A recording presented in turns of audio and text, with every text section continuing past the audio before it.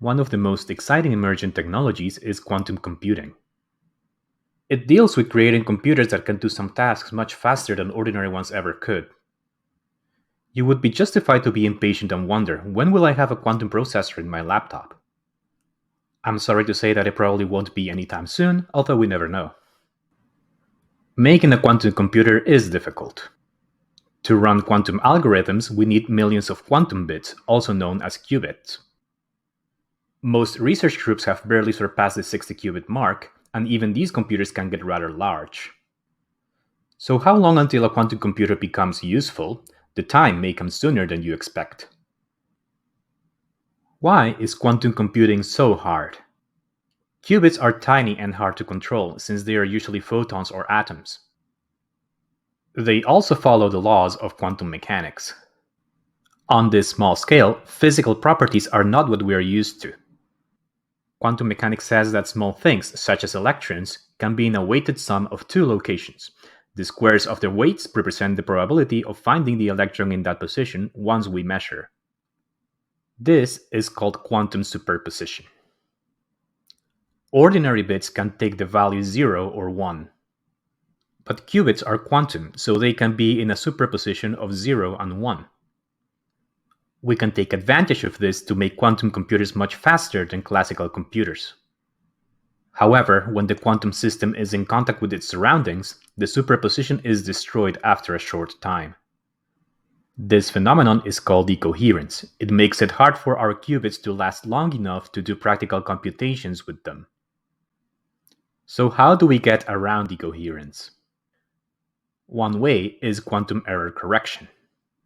You simply encode the information into many qubits instead of one. Even if some qubits get destroyed by decoherence, you still have others that survive and have the information that you need. The problem is that you need many qubits, which makes them hard to isolate and control.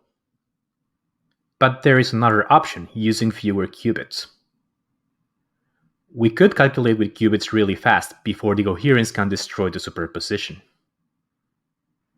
So instead of doing one lengthy calculation, we can split it into many shorter ones. We can save the result of this short step in a classical computer.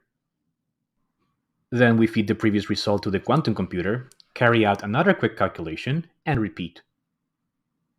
This is called a variational quantum circuit, and it only uses a small number of qubits because it doesn't need quantum error correction. Not every calculation can be split in this way, but there are real-life problems that can already be solved with variational quantum circuits. One of such problems is optimization, which is very useful in industrial applications. It involves finding the smallest or largest value of a mathematical function. How hard this is to do depends on the particular problem. Can a quantum computer do better at optimizing than a classical computer? Possibly with the correct algorithm. One candidate is the Quantum Approximate Optimization Algorithm, or QAWA for short. The first step in QAWA is to encode the problem into a Hamiltonian. This is a formula that tells us about the values of energy a system can have. Optimizing will amount to finding the problem Hamiltonian's ground state, the qubit with the lowest possible amount of energy. It might seem as if we have done nothing. After all, we simply changed the object that we want to minimize. We actually do this to make the problem quantum, so that a quantum circuit can solve it. The second step uses the adiabatic theorem, which tells us how to transform the ground state of a simple Hamiltonian to the ground state of a more complicated one.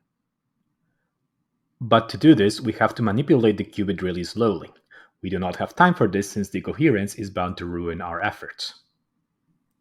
The QAWA algorithm tells us a method to design possible circuits that approximate this slow process, acting as a shortcut. However, the approximation of the ground state given by the circuit we chose may be far off. Like in real life, taking a shortcut can cause you to get lost. But QAWA tells us that there are many circuits to choose from. As a third step, we should keep changing paths until we have found the best route. Here is where we seek help from an ordinary computer. Ordinary computers can use our results to calculate better and better paths. This is why QAWA is in fact a variational circuit. If you have an undergraduate level of quantum mechanics, I encourage you to look at the tutorial below to learn about Guagua in more depth. Is Guagua really that much better? The truth is, we do not know yet. So far, for the problems that have been studied, the quantum and classical algorithms have a similar performance. We need more than 100 qubits for Guagua to have a quantum speedup, which could be achieved in the next few years. And even if we don't know if it's always faster, I think it's much better to keep our options open. Thank you for watching and see you next time.